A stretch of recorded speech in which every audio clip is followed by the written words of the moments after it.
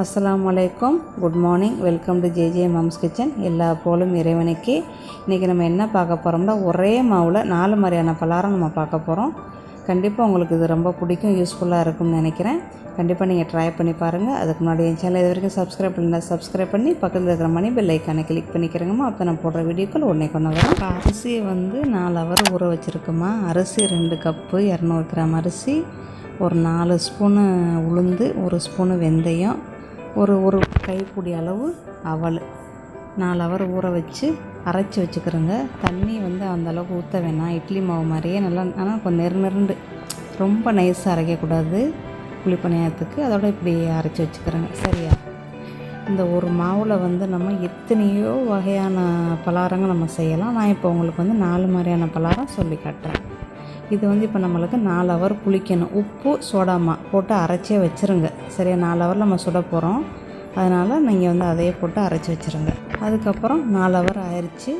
இப்போ லைட்டாக நம்மளுக்கு புளிக்காது, லைட்டாக பொங்கி இருக்கும். இப்போ நம்ம குழிப்பணியாரம் முக்குளி நம்ம காரா முக்குளி செய்ய போகிறோம். எங்கள் ஊரில் முக்குளின்னு தான் சொல்லுவோம். சரியா? அதில் கேரட்டு கொஞ்சம், இஞ்சி, மிளகா, வெங்காயம், பூண்டு, அவ்வளோதாம்மா. லைட்டாக போட்டு வதக்கிக்கிறேங்க. நல்லெண்ணெய் ஊற்றி வதக்கி கொஞ்சமாக அந்த வெஜ்ஜுக்கு கொஞ்சமாக உப்பு போட்டுக்கிறோங்க, கொஞ்சோன்னு மிளகுத்தூள், அதோட வதக்கி வச்சுக்கிறோங்க. இப்போ நம்ம ஒரு சட்டி தான் ஊற்ற போகிறோம். அப்போ நம்ம கொஞ்சமாக மாவை பிரித்து வச்சாச்சு. பிரித்து வச்சு முதல்ல நம்ம காரா முக்குளி செய்வோம், காரா குழிப்பணியாரம் செய்வோம். சரியா?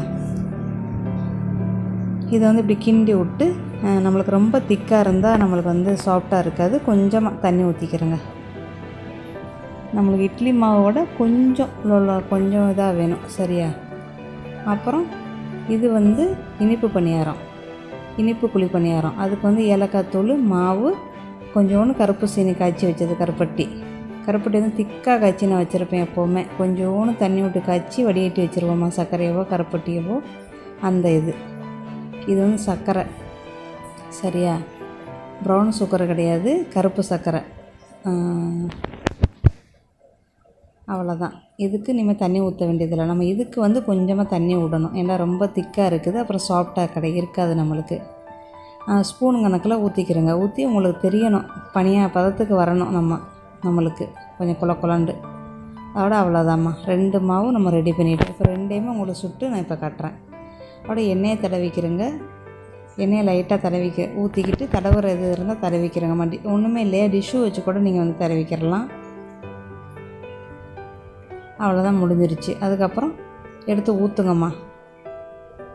அந்த சட்னி அப்போ வச்சுக்கிட்டிங்கன்னா ரொம்ப ஈஸி. நான் தான் ஸ்பூன்ட்டே கிண்ணதுலேயே ஊற்றிக்கிட்டு இருக்கிறேம்மா. அதுக்கப்புறம் நம்ம இன்னும் கொஞ்சம் எண்ணெய் ஊற்றணும். அப்போ தான் நம்மளுக்கு நல்லா கிறிஸ்பியாக வரும். எண்ணெய் எல்லாமே நம்ம செய்யலாம். நம்மளுக்கு கொஞ்சம் கிறிஸ்பியாக வேணும் அப்படின்னு நினச்சோம்னா நம்ம இன்னும் கொஞ்சம் எண்ணெயை மேலே லேசாக தொளிச்சு விடலாம். அப்புறம் பிரட்டிட்டு மறுபடியும் நம்ம எண்ணெயை லைட்டாக தொளிச்சு விடணும். அப்போ தான் நம்மளுக்கு கிறிஸ்பியாக மேலே இங்கேயும் வரும். அப்புறம் மூடி போட்டுக்கிறோங்க. கண்ணாடி மூடி போட்டுக்கிட்டிங்கன்னா உங்களுக்கு தெரியும், கருகுதா, வெந்துருச்சா, பொங்குதா என்னன்னு தெரியும். ஆனால் கண்ணாடி மூடி சில இதுக்கு ஒட்டிக்கிறோம். அதில் அந்த பொங்கும்போது நம்மளுக்கு மூடி கொஞ்சம் தாவாக இருக்கிறதுனால ஒட்டிக்கிறதுமா. அப்புறம் கொஞ்ச நேரத்துலேயே வெந்துடும். லைட்டான தீயிலே வைங்கம்மா, ரொம்ப தீயை வைக்காதீங்க. அந்த இதில் ஒட்டிக்கிட்டு அப்படியே விழுவுது. அதோட நீ பிரட்ட வேண்டியதுதான். உங்களுக்கு குழிப்பணியாரம் பிரட்டுற குச்சி இருந்தால், கம்பி இருந்தால் ரொம்ப ஈஸிம்மா. என்னட்ட அதெல்லாம் இல்லை. சரியா? நான் எப்போவுமே கருப்பு, அதாவது முள்ளுக்கரண்டி வச்சு தான் நான் பிரட்டுவேன். இன்றைக்கி சும்மா அந்த குச்சியில் சாப்பிடுவோம்ல, அந்த அதை வச்சு பிரட்டுறேன். அவ்வளோதாம்மா. இப்படி பிரட்டி விட்டு மேலே கொஞ்சோண்டு எண்ணெயை தொளிச்சு விடுங்க. அது எண்ணெயை எதுக்கு தொளிக்கணும், நம்மளுக்கு நல்லா கிறிஸ்பியாக வரும் அதனால். சரியா? காரா முக்குளி ரெடி, காரா குழிப்பணியாரம் ரெடிம்மா. அதுக்கப்புறம் நம்ம இனிப்பு பலகாரம் செய்வோம், இனிப்பு குழிப்பணியாரம் செய்வோம். சரியா? அவ்வளோதான். அதோட நம்ம எடுத்துகிட்டு மேலே இங்கேயும் நம்மளுக்கு அழகாக கிறிஸ்பியாக போகிறோம். இதுக்கு சட்னி, தேங்காய் சட்னி ரொம்ப சூப்பராக இருக்கும். அதை விட சூப்பராக இது தக்காளி சட்னி ரொம்ப சூப்பராக இருக்குமா. காரா சட்னி, தக்காளி சட்னி ரொம்ப அருமையாக இருக்கும். சரியா? இதை சாயங்காலமோ காலையிலேயே வச்சு பிள்ளைகளுக்கு கொடுங்க, ரொம்ப விரும்பி சாப்பிடுவாங்க. நம்ம ஒரு மாதிரியான பலகாரம் செஞ்சுருக்குறோம். பார்த்திங்களா? இப்படி எண்ணெய் ஊற்றினாத்தான் நம்மளுக்கு அழகாக நல்லா கலர் கொடுப்பாங்க. இப்போ 2வது குழிப்பணியாரம் செய்யும். இனிப்பு குழிப்பணியாரம் இனிப்பு முக்குழி செய்ய போகிறோம். ஒரு சட்னி ஆப்பையில் ஒரு ஆப்பம் எடுத்து ஊற்றுங்க. ஒரு ஆப்பம் ஊற்றினா கரெக்டாக இருக்கும். உங்களுக்கு சின்ன குழியாக இருந்தால் அரை ஆப்பம் ஊற்றுங்க. மேலே வர பொங்கவும் செய்வாங்க. நானே இப்போ கூடுதலாக தான் ஊற்றுறேன். அதுதான் கண்ணாடி மூடி போட்டுட்டு நான் அப்புறம் எடுத்துகிட்டு இந்த மூடி போட்டுக்கிட்டேம்மா. கண்ணாடி மூடி வந்து ரொம்ப ஒட்டுது, அதனால். அதோட அதே மாதிரி தான் கொஞ்சம் நேரம் நம்ம பக்கத்தில் நிற்கணும்னா கருகி போயிடும். இப்படின்ட்டு எதுவும் வேலையெல்லாம் செஞ்சோம்னா கருகி போயிடும். பக்கத்துலேயே நின்றுக்கிறணும். நல்லா பொங்கி இருக்குது பார்த்திங்களா? இதுதான் மாவுக்கு வந்து நல்லா பதம். சரியா? இந்த மாதிரி நம்மளுக்கு நல்லா ஓட்டையாக நல்லா பொங்கணும். நம்ம வந்து திணிக்கோன்னு சோடாமல் அதை மட்டும் தான் போட்டு பிணைஞ்சி வச்சேன். வேறு எதுவுமே நான் வந்து மிக்ஸி ஜார்லேயே போட்டு சுற்றிட்டேம்மா. உப்பையும் கொஞ்சோன்னு. இந்த மாவுக்கு வந்து 200 கிராம் அரிசிக்கு வந்து ஒரு காலையும் இத்தினி சோடாமல் போட்டோம்மா. நீங்கள் அதுக்கு மேலே நாளைக்கு தான் செய்யணும் அப்படின்னா 4 ஹவர் வச்சுட்டு ஐஸ் பெட்டில் தூக்கி வச்சுருங்கம்மா. வச்சுட்டு எப்போ செய்கிறீங்களோ அதுக்கு முதல்ல ஒரு 1 ஹவருக்கு முன்னாடி நீங்கள் வந்து கொஞ்சமாக சோடாமல் போட்டு பிணைஞ்சி வைங்க. சூப்பரான குழிப்பணியாரம் ரெடியுமா. இது வந்து சட்னியோட சாப்பிட்லாம், சும்மாவும் சாப்பிட்லாம். ரொம்ப அருமையாக இருக்கும். சரியா? இது வந்து காலை டிஃபன் முடிஞ்சிருச்சு. அதுக்கப்புறம் அந்த மாவு இருந்துச்சு, ஐஸ் பெட்டில் தூக்கி வச்சுட்டேன். இப்போ சாயங்காலத்துக்குள்ளே இது அதே மாவு தான், ஒரே மாவு தான். இப்போ நான் தேங்காய் பூ வந்து நல்லா பேஸ்ட்டாக அரைச்சி வச்சுருக்கிறேன். சரியா? அதை வந்து போடுங்க. ஒரு 4 ஸ்பூன் தேங்காய் பூ வந்து கொஞ்சமாக மாவு விட்டு அரைச்சி நல்லா நைஸாக அரைச்சி மை மாதிரி அரைச்சி வச்சுக்கிறேங்க. அரைச்சி வச்சுக்கிட்டு அதை நல்லா கிண்டி விடுங்கம்மா. கிண்டி விட்டுட்டு இதை வந்து இப்படி தோசை மாதிரி, அதை உளுத்தப்பம் ஊற்றுவோம்ல, அந்த மாதிரி வெள்ளை பனியா மாதிரி நம்ம ஊற்றலாம். இது கேரளா டிஷ்ஷு. சரியா? நான் வந்து இப்போ உங்களுக்கு அப்பச்சட்டியில் ஊற்றி காட்டினோம்மா. அப்பச்சட்டி வந்து கொஞ்சம் குண்டாக இருக்கனால சிறுசாக தான் வரும். அப்புறம் தோசைக்கல்லையும் ஊற்றலாம். நீங்கள் தோசைக்கல்லைக்கு ஊற்றி நீங்கள் வெள்ளாப்பம் மாதிரி எடுக்கலாம். இதில் வந்து நீங்கள் வெங்காயம் பச்சை மிளகாயை வந்து போட்டு போண்டா மாதிரியே நீங்கள் செய்யலாம். இந்த ஒரு மாவில் நம்ம எத்தனையோ வகையான இது செய்யலாமா. இல்லைன்னா இந்த அப்ப மாவு இருக்குதா, இந்த அப்ப மாவில் என்ன செய்யலாம், வாழைப்பழம் இருந்தால் நீங்கள் வந்து அதை வந்து போட்டு பிணைஞ்சி முட்டை போட்டு சீனி போட்டு செஞ்சு சாப்பிட்லாம். ரொம்ப நல்லாயிருக்கும். அப்புறம் தோசைக்கல்லில் வந்து நான் உளுத்தப்பம் மாதிரி ஊற்றிட்டேன். 2 ஆப்பை சட்னி ஆப்பை 2 ஆப்பை ஊற்றிருக்கிறேம்மா. சரியா? ஊற்றி அழகாக இப்படி பிரட்டி போட்டுருங்க. நல்லா வந்துடும். நம்ம வந்து அடுப்பை கொஞ்சம் சிறுக வைக்கணும். சிறுக வச்சாதான் அது வந்து வெள்ளையாக வரும்.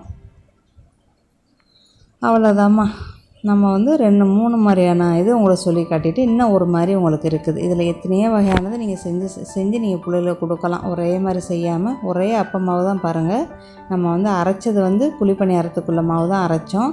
அதை வந்து நம்ம வந்து இத்தனை வகையாக செய்கிறோம். சரியா? உங்கள் எல்லாருக்கும் தெரிஞ்சிருந்தால் பிரச்சனை இல்லை, தெரியாத பிள்ளைங்க கற்றுக்குறங்க. அவ்வளோதான். அதுக்கு முதல்ல நம்ம அப்பம் மட்டும் தான் செய்வோம். இப்போ பல மாதிரியான டிஷ் நம்ம வந்து செய்கிறோம். சரியா? இது இப்போ இன்னும் என்ன செய்யணும், இது வந்து எங்கள் ஊர், அதாவது நம்ம வீட்டு பாஸ் இருக்கிறாங்கள வீட்டுக்காரவங்க, அவங்க ஊரில் வந்து இந்த அப்பம் வந்து ரொம்ப ஃபேமஸ்ஸு. அப்பம் மாவில் என்ன செய்வாங்க, கருப்பட்டியை காய்ச்சி ஊற்றிக்கிடுவாங்கம்மா.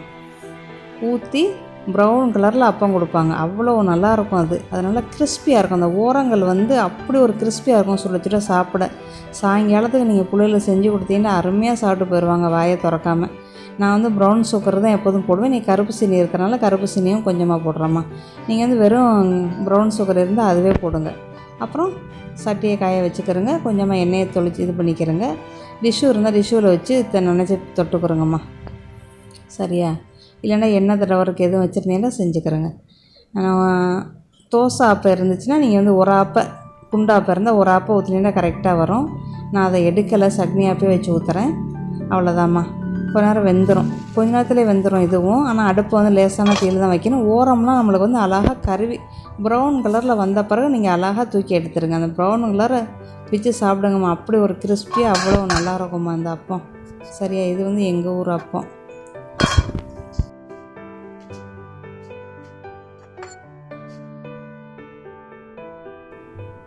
அப்புறம் அவ்வளோதாம்மா. நல்லா அழகாக கிறிஸ்பியாக நடுவுக்கு அழகாக வெந்துடணும். சுற்றி கிறிஸ்பியாக இருக்கும். அப்படி எடுத்தீங்கன்னா அப்படி முறுமுறுன்னு இருக்கும். அந்த ஓரமெல்லாம் கிறிஸ்பியாக இருக்கும். இங்கே உள்ள அப்பம்பாளைய மாதிரியே ரசனை வரும். இது சாயங்காலத்துக்கு ஒரு டீ போட்டோ ஒரு காஃபி போட்டோ குடிச்சு ஒரு அப்பம் சாப்பிட்டீங்கன்னா அப்படி நல்லா இருக்கும்மா. பிள்ளைகளுக்கு கண்டிப்பாக பிடிக்கும். நீங்கள் கண்டிப்பாக பிள்ளைகளுக்கு செஞ்சு கொடுங்க. சர்க்கரையோ ப்ரௌன் சர்க்கரையோ போட்டு அந்த அப்பமாவில் கலந்து ஊற்றி கொடுங்க. ரொம்ப நல்லா விரும்பி சாப்பிடுவாங்க. நான் ஏற்கனவே அப்பம்பாளைய ரெசிபி ஒன்று போட்டிருக்கிறேன். அது வந்து ஆரம்பத்தில் சேனல் ஆரம்பித்த புதுசில் நான் எடுத்த வீடியோ அது வந்து ரொம்ப கொஞ்சம் நீட்டமாக எடுத்துட்டேன். ஃபுல்லாக எல்லாத்தையும் காட்டணுங்கிற ஒரு இதில் வந்து நான் உங்களுக்கு எல்லாத்தையுமே எடுத்துருக்கிறேன். எனக்கு அப்போ தெரியாது, சுருக்கி சிறுசாலாம் எடுக்கிறதுலாம் தெரியாது. அந்த வீடியோ லிங்க் உங்களுக்கு கீழே கொடுக்குறேன், போய் பாருங்கள். கண்டிப்பாக நீங்கள் சப்போர்ட் பண்ணுங்கள். இது இனிப்பு இல்லாத வெள்ளப்பம், அது வந்து இனிப்பு உள்ள ஸ்வீட் அப்பம். சரியா? ஸ்வீட் அப்பம்ங்கிற இதில் தான் நான் அப்பம் பாளைய ரெசிபி போட்டிருக்கேன். கண்டிப்பாக நீங்கள் போய் பாருங்கள். அது ஒரு வித்தியாசமான இந்த ஊர் அப்பம், அது கண்டிப்பாக நீங்கள் போய் பாருங்கள். ஓகே, தேங்க்யூ ஃபார் வாட்சிங். இந்த வீடியோ பிடிச்சா லைக் பண்ணுங்கள், கமெண்ட் பண்ணுங்கள். Thank you. Like, subscribe, JJ Mom's Kitchen. Bye. See you.